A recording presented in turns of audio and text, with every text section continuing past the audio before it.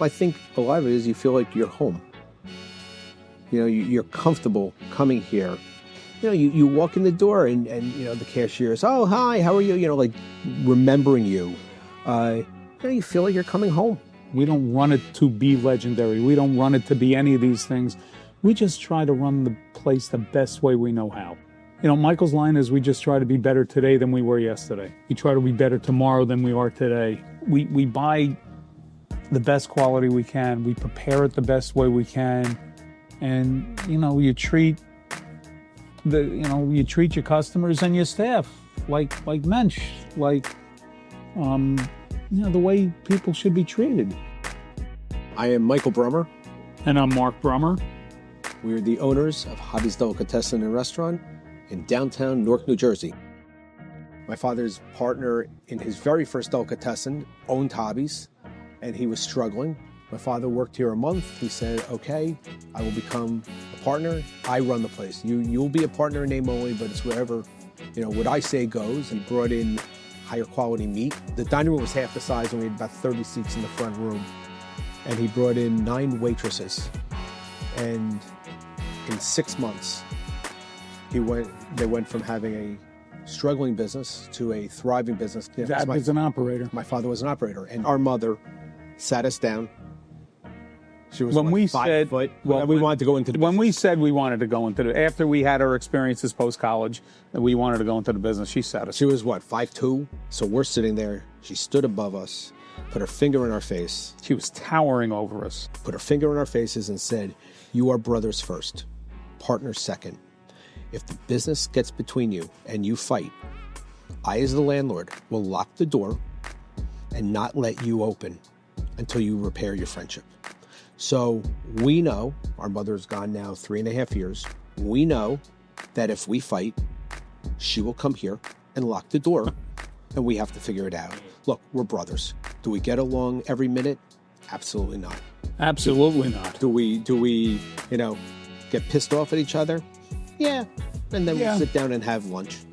We didn't feel that way anyway, but to hear it presented to us that clearly, you know, we knew what our roles were here. And it also helps, you know, a lot of his strengths are my weaknesses, and my strengths are his weaknesses. I'm a better talker, so I schmooze in the dining room while he's straining behind the counter trying to get the food out. The last time you picked up a knife, you cut yourself. You know, lying is so easy for you, it's unbelievable. It's unbelievable. The guys won't even let you touch a knife. They're afraid you're going to cut yourself. Oh, my God.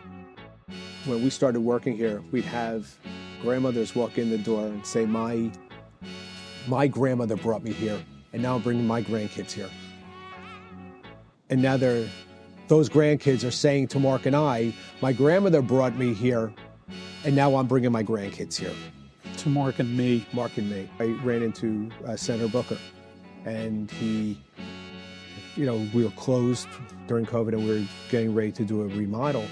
And he said to me, you know, you're very important to Newark because you're the one business that the residents of Newark go to and the business people go to. There's really not a connection in a lot of places. I mean, you could be sitting, you know, at a table and a Supreme Court justice could be there, and 3 tables over, you know, a grandmother and her daughter are sitting and eating, you know, 2 tables away. You know, everyone eats here. Everyone is welcome here. We're part of the fabric. I mean, Newark has been good to us, and we hope we've been good to Newark. So Dad had a very difficult childhood in Poland. His Uncle Dave in New York sent for him, and his mother and his sister, and they came to America.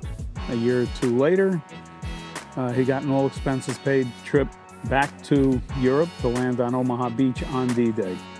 The ship stopped in 3 ports in Poland. The last port, the Nazi flag, Hitler was already there. The Nazi flags were flying. It was Hitler's birthday.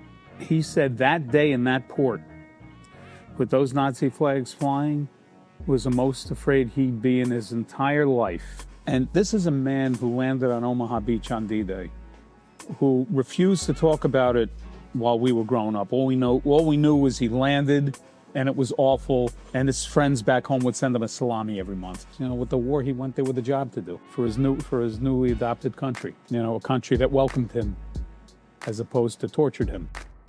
Send the salami to your boy in the army is a slogan made famous by Katz's Delicatessen in New York, but all delicatessens were doing it. When Dad would receive his salami from his friends, the guys in his unit eventually recognized the box that the salami came in. And as soon as they saw it in his hands, on his way back from mail call, they surrounded him, sat down on their helmets, and refused to let him move until he took out his bayonet and cut off a hunk of salami for everybody.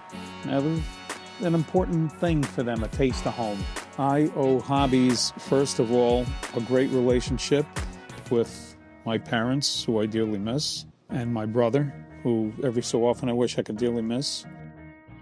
We knew our father better than most kids know their parents. There isn't one regret that I have with my grandmother, you know, my father, my mother, the friendships with people. And we've had so many of these relationships over the years. So I'm really grateful that hobbies gave me that opportunity. We've worked with some great people who I never would have met otherwise. The people is really the thing between family and customers and staff, and that's my takeaway from hobbies. You know, it's the relationships.